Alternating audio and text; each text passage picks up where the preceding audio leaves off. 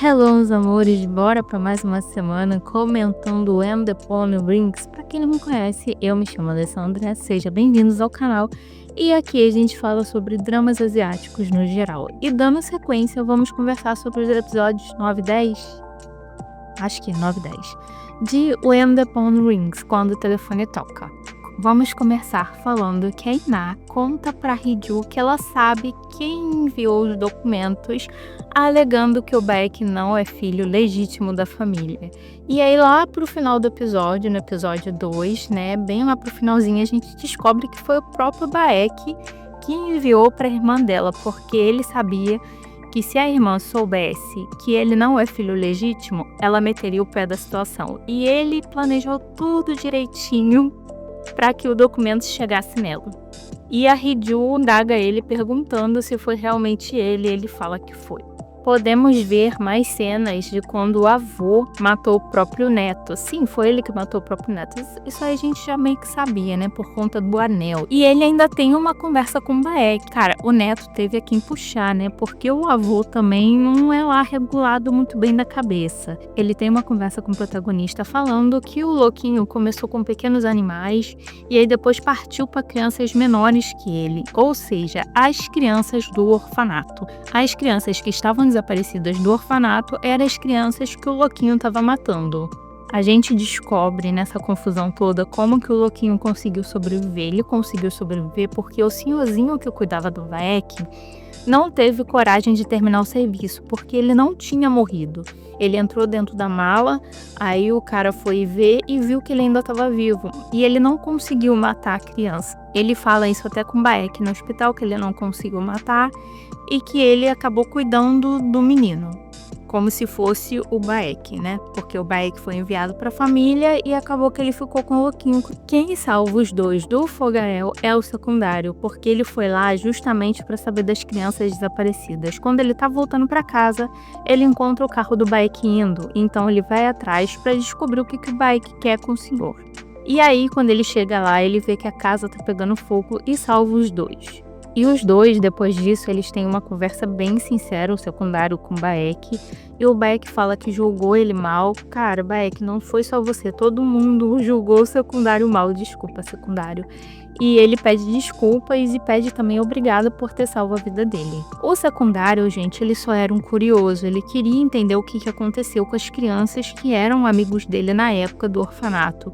Então ele foi em busca dessa justiça pelas crianças. Será que teremos final para os secundários? Eu queria muito, viu, Dona Coreia, porque química tem ali para os dois ficarem juntos. Assim, só dá a entender no finalzinho que os dois vão ficar juntos, vão construir alguma coisa juntos, vão começar a namorar. Eu queria muito um final para aqueles dois. O Baek, ele tem uma conversa com o senhorzinho e ele pergunta pro senhorzinho aonde tá a mala, que o verdadeiro Baek foi posto, né, quando ele foi morto. E o senhorzinho dá todas as diretrizes do local onde tá a mala e ele vai até lá buscar a mala. Nisso que ele vai até lá buscar a mala, ele acaba encontrando o cemitério das crianças, onde ele enterrou as crianças desaparecidas do orfanato. Então ele liga pro secundário, né? Primeiro chama a polícia pega os pertences ali das crianças e depois ele liga pro secundário poder ir até a delegacia e verificar os pertences. E lá ele vê os pertences dos amigos dele, ele fica muito emocionado com aquilo e a âncora tá lá pra dar apoio moral pra ele. Gente, esses dois são muito fofos juntos. Quase no final do primeiro episódio da semana, a gente tem a pessoa que sumiu, desapareceu o drama inteiro, o pai da Hee-ju. Ele aparece vendo a coletiva de imprensa do Baek e vendo que a filha dele tá fazendo a linguagem de sinais. E aí ele fala, minha filha e meu sogro. Dá a entender que ele não tá tão louco assim quanto ele aparenta estar. Eu não sei se vocês perceberam isso, mas eu senti essa vibe. O melhor amigo do Baek, o jornalista, liga pra ele pra comentar do caso dos gêmeos, porque até então o Baek não sabia sobre esse caso dos gêmeos, que também faz parte do caso das crianças desaparecidas. Então o jornalista manda um documento, porque achou os documentos de um dos irmãos gêmeos, e o Baek descobre que é o secretário. Secretário esse que ele pediu para tomar conta da Hee-ju assim que terminou a conferência dos dois. E a cena final do primeiro episódio da semana é o secretário tendo a Hee-ju como refém. Ela tá desmaiada no carro e ele tá com o telefone e liga pro Baek. temos mais cenas fofas do casal no dorama. Cenas assim que não são reais, são pensamentos novamente da Hee-ju. Eu não sei se a Coreia já tá dando final feliz pra gente, assim, cenas, né, deles meio que felizes. Porque o drama vai ser muito corrido, não vai dar tempo de ter um final feliz, mostradinho, bonitinho. Ou se eles estão pregando com a nossa cara. Mas assim, dona Coreia, eu quero que você saiba que eu estou plena esperando meu final feliz, tá? Com cena dos dois casando novamente, sei lá, com doguinho, com baby. Eu quero meu final feliz. Eu acho que não é só eu que quer final feliz nesse negócio, pelo amor de santo Deus. Não vem com essa de jogar ceninha fofa pra gente e ter um final super corrido sem ter um final adequado, entendeu? Eu quero meu final feliz. Secundário, meu amor, me desculpa, eu te julguei muito mal. Não só eu, mas eu acho que metade do mundo dorameiro te julgou mal, né? Mas tu também tem culpa no cartório porque tu aprontou. Mas assim, eu entendo que você aprontou porque você caiu na lábia do Louquinho, né? Porque o Louquinho fez você entender que o Baek era o verdadeiro Baek. Só que não era o verdadeiro Baek. Porque o que acontece? O secretário pensa que o Baek-san, ele tem culpa de tudo, entendeu? Pelo sumiço do irmão dele e tudo mais, mas só que não é verdade. E assim, ele liga pro Baek-san pra falar que ele tá com a Hee-ju. E antes do Baek-san chegar no local, os dois, eles têm uma treta, uma briga ferrada, o Louquinho com o secundário. Porque ali nenhum dos dois sabia o que estava acontecendo. O Louquinho estava perdido porque ele descobriu na hora que ele trabalha pro Baek e aí ele ficou mais revoltado. E o secundário descobriu que o Louquinho é o verdadeiro Baek-san, não é o Baek. Então, assim, foi uma briga ferrenha entre os dois que acabou com o secundário indo pra mala. Quando o Baek chega, ele pensa que quem tá na mala é a Hee-ju, mas não, é o secundário. Acontece uma briga também entre o verdadeiro Baek e o Baek-san, né? Meu Deus do céu, tô enrolando tudo.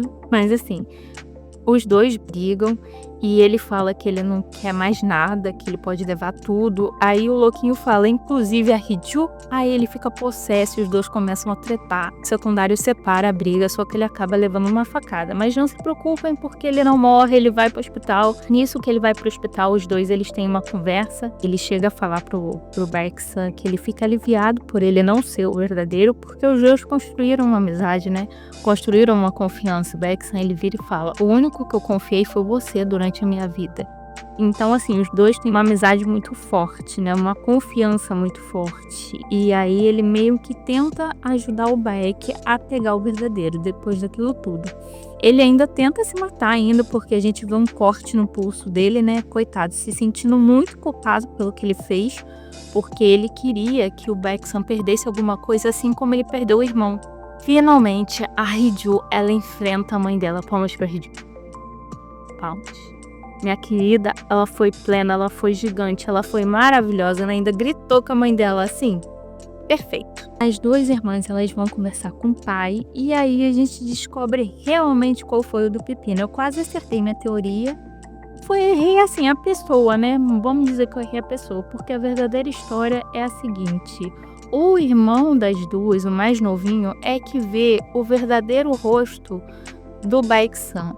Ele chegou a conhecer o verdadeiro Baek-san. Então, por isso que o avô do Baek tenta matar as crianças. O pai da Hee-ju descobre e aí eles entram no acordo. O velho, no acordo, ainda chega a falar, eu perdi um neto e você perdeu um filho, estamos quites. Assim, cara completamente bitolado também, né? O neto teve a quem puxar. Não, teve a quem puxar, porque, meu Deus, completamente louco. As irmãs ainda falam pro pai que ele tá vivo, o Baek-san verdadeiro. E nisso, o pai da Hee-ju, ele fica tão possesso que ele vai no memorial e causa uma confusão. Ele leva até o rifle dele. Ele fala assim, eu falei pra você que se eu descobrisse aquele ser estava vivo, vocês iam pagar. Mas só que nisso gera um tumulto de incêndio, por quê? Porque o Louquinho estava presente no local também e ele tacou fogo no local e gerou aquela confusão de fumaça, de gente correndo pra lá e pra cá. A Hee-ju se perdeu da irmã, o Baek chegou na hora e a casa já estava pegando fogo, ele fica desesperado procurando a Hee-ju e não acha. E aí ele recebe a ligação do Louquinho falando que ele tinha pego a Hee-ju.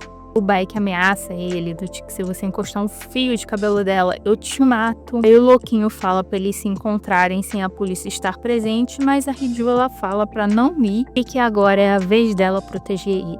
Então ela joga o carro pra ribanceira e os dois caem.